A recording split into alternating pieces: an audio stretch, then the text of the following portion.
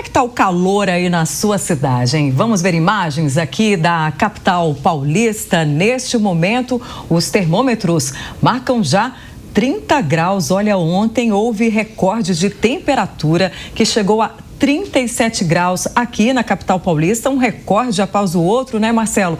No domingo, no sábado, aliás, que chegou a 36 graus e quando também chegou a 35,9 no dia anterior. E o calor não é só em São Paulo, não. Tem atingido todo o Sudeste, outras regiões do país. E para falar sobre esse calorão, a gente conversa agora com a meteorologista Maria Clara Sasaki. Bom dia, Maria Clara. Seja bem-vinda aqui ao Jornal da Manhã. A pergunta que todo mundo quer fazer nesse momento, né? Quando esse calor vai embora?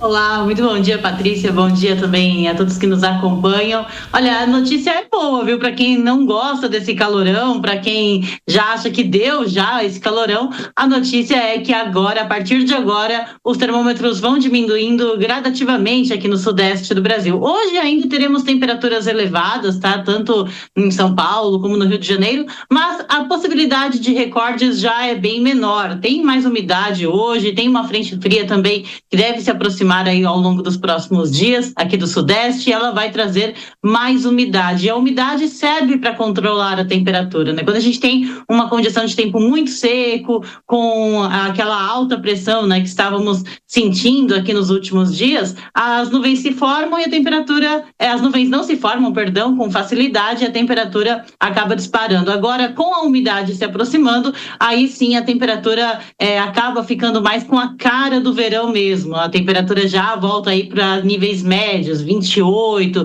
30 graus até o final desta semana. Hoje mesmo a gente já deve ter uma condição bem diferente aí dos últimos dias, com um pouco mais de umidade, Patrícia.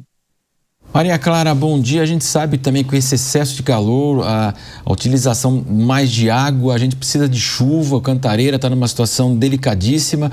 Muitas vezes vem aquela chuva, daí derruba a energia elétrica, árvore, então a gente fica naquela... O que é pior, né, em relação...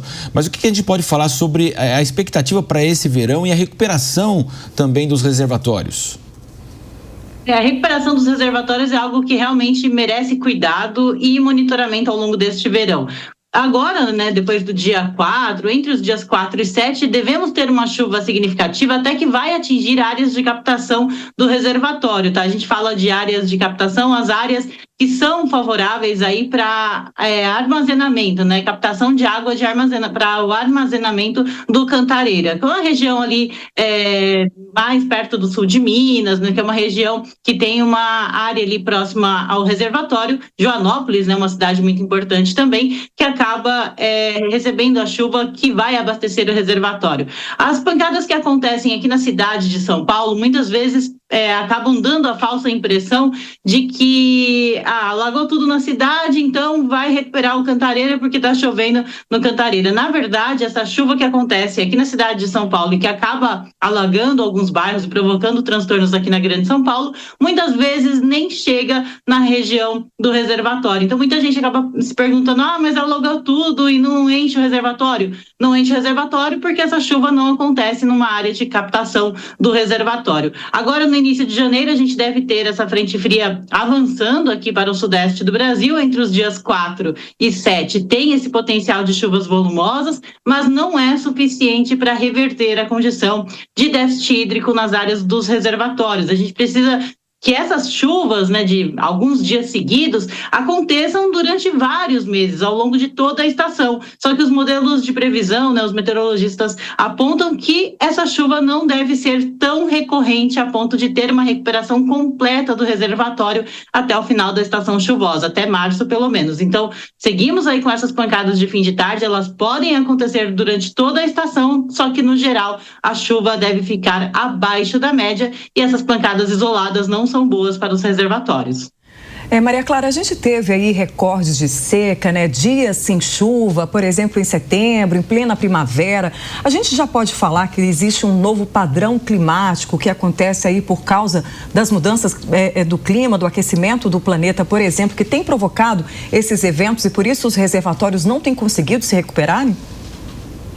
Olha, é muito difícil a gente falar em novo padrão climático. Isso é um estudo, né, que merece muito cuidado, tem que avaliar um período aí de pelo menos 30 anos, e claro que os pesquisadores estão trabalhando com esses fenômenos, né, com esses eventos.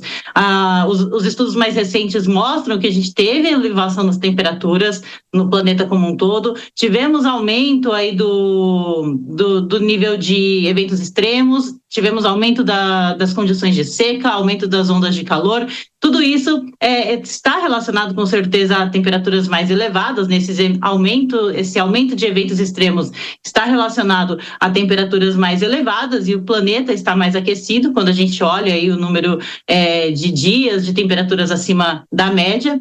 Só que para dizer que as condições das estações mudaram, esse é um estudo que exige um pouco mais de cuidado, um pouco mais de tempo, né, para se avaliar. Precisa pegar um tempo maior, uma comparação maior, para se dizer, o padrão da estação meteorológica mudou, o padrão da estação do verão é outro, o padrão da estação do outono é outro. Então, para fazer essa afirmação, é necessário um estudo muito mais completo, muito mais complexo, e os cientistas têm trabalhado, né, os pesquisadores têm trabalhado nesse sentido. Apesar da gente já ter uma evidência, né, uma evidência que é realmente muito clara, a gente vê esse efeito, né, das mudanças, mas afirmar ainda é necessário um pouco mais de estudo, Patrícia. E o que pode explicar essas altas temperaturas, principalmente que foram registradas aqui na capital paulista, recordes, né, nos últimos dias? Desde que o IMET começou a medição, na década de 60, a gente não tinha um dezembro tão quente como esse. Exatamente, principalmente agora, né, no final aqui do mês de dezembro, esses recordes que foram alcançados durante esses últimos dias são algo que realmente impressiona até realmente os meteorologistas, os pesquisadores, chamou a atenção de muita gente, esses recordes históricos durante o mês de dezembro, até porque este ano, Patrícia, não temos a atuação do fenômeno El Niño. Nós estamos com um Laninha de fraca intensidade que não foi suficiente para conter a elevação das temperaturas. A gente sabe que quando a gente tem o fenômeno El Niño atuando, a atmosfera fica mais aquecida, as ondas de calor ficam mais intensas. E só para a gente ter uma comparação, em 2023, no Natal de 2023, nós estávamos com influência do fenômeno El Niño, e mesmo assim as temperaturas chegaram a 34 graus, então não foi algo que bateu o recorde, chegou perto ali dos 35, que já era o recorde aqui da cidade de São Paulo, mas não chegou a bater o recorde mesmo com a atuação do El Niño. E agora esse Laninha de fraca intensidade não foi suficiente para controlar a temperatura, tanto que nós tivemos aí o recorde registrado, nos vários recordes, né, sucessivos recordes registrados aqui na cidade de São Paulo, mesmo com a atuação do Laninha. Isso significa que tem outros fatores contribuindo para essas temperaturas mais elevadas, e isso pode estar relacionado às águas do Oceano Atlântico aqui na nossa costa, que podem estar mais aquecidas, outras oscilações no alto da atmosfera que também podem ter influenciado, e até mesmo alguma modificação geográfica na região, alguma condição de impermeabilização do solo, pouca chuva, né? Há quanto tempo que a gente não tem o reservatório mais baixo? Então isso significa que a gente está com menos disponibilidade hídrica aqui na região. Isso também pode ter contribuído para esse recorte de temperaturas. Agora, afirmar o que causou exatamente, a gente precisa estudar um pouquinho mais, fazer uma avaliação um pouquinho mais densa, né, das condições da região, porque não é algo pontual, é uma combinação de fatores que acaba trazendo aí esse potencial de recordes, ou que tenha causado esses recordes. Mas rapidamente, então, haverá um alívio? Haverá um alívio. No decorrer desta semana, a gente já deve ter temperaturas mais baixas aqui para o Sudeste como um todo, começando por São Paulo e avançando até o Rio de Janeiro.